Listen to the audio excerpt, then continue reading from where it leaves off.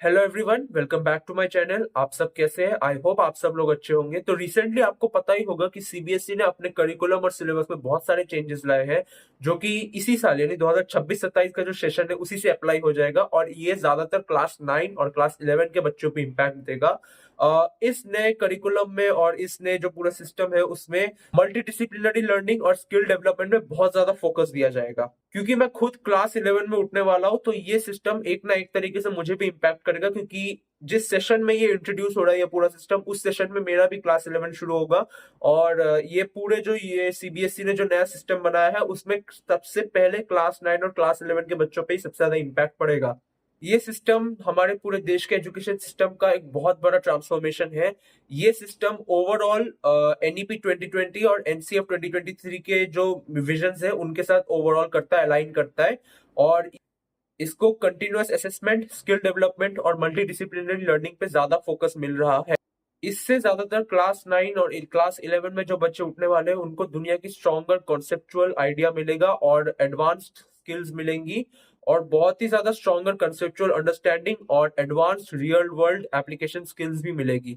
Students को अब 2026 की एनसीईआरटी बुक्स में स्विच करना होगा, क्योंकि जो पुरानी बुक्स है वो 2026-27 के सेशन के बाद से और रेलेवेंट नहीं होगी, वो और यूज नहीं की जाएगी, वो एक्सेप्ट नहीं होगी और कहीं पे, और उनको प्रिंट भी नहीं किया जाएगा। क्लास 9 के लिए करिकुलम को 3 भागों में बांटा गया है। पहला है लिंग्विस्टिक कोर, जिसके हिसाब से एक बच्चे को 3 भाषाएं जरूर सीखनी होगी। उनमें से एक होगी इंग्लिश, जो कि फॉरेन लैंग्वेज के हिसाब से ट्रीट की जाएगी, और 2 होगी नेटिव लैंग्वेजेस जो इंडिया की नेटिव होगी। और इसको बेसिकली किया गया है बच्चों की कम्युनिकेशन और लिंग्विस्टिक प्रोफिशिएंसी को इंक्रीज करने के लिए।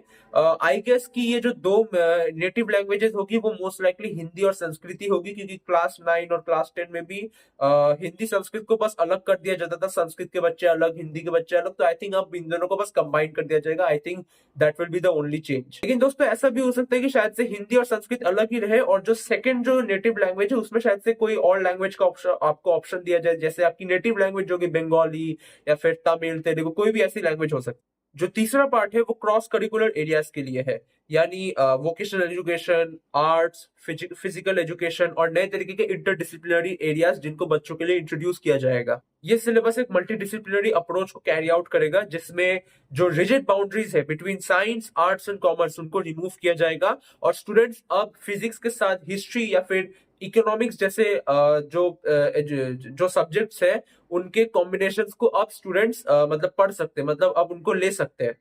ये जो नया सिस्टम है ये स्टूडेंट्स की लर्निंग बेस को चेंज करेगा और कैसे स्टूडेंट्स को टीचर असेस करते हैं उसको भी चेंज करेगा।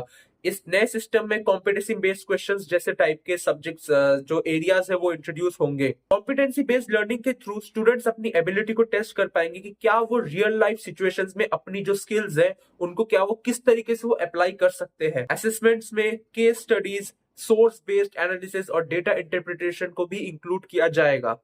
ये इंपॉर्टेंट है दोस्तों, क्योंकि एक 2 लेवल असेसमेंट सिस्टम क्लास 9 के बच्चों के लिए मैथमेटिक्स और साइंस में इंट्रोड्यूस किया जा रहा है।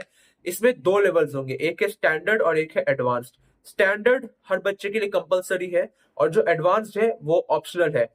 एडवांस्ड जो असेसमेंट स्टडी है साइंस और मैथ्स की, उसके लिए एक एडिशनल 25 मार्क्स का एग्जाम भी लिया जाएगा, जो कि बच्चों की स्किल्स को और उनके एडवांसमेंट को टेस्ट करेगा। वो 25 मार्क्स का एग्जाम बच्चों की एनालिटिकल स्किल्स को भी टेस्ट करेगा। और स्टैंडर्ड लेवल सबके लिए इसलिए कंपलसरी होगा क्योंकि वो बेसिक प्रोफिशिएंसी को इंश्योर करेगा। कंटिन्यूअस एवेल्युएशन की तरफ भी एक बहुत बड़ा शिफ्ट हो रहा है और अब प्रोजेक्ट्स, लैब वर्क्स और पार्टिसिपेशन ज्यादा वेट कैरी करेंगे आपकी फाइनल रिपोर्ट कार्ड में, आपकी फाइनल वेटेज में, जिससे आपके फाइनल एग्जाम का प्रेशर आप पे कम होगा। इस सारे सब्जेक्ट्स में भी मेजर चेंजेस आ रहे हैं, जैसे कि मैथमेटिक्स में क्लास 10 में आपको याद होगा अरिथमेटिक प्रोग्रेशन और पेयर ऑफ लीनियर इक्वेशन पढ़ाया जाता था।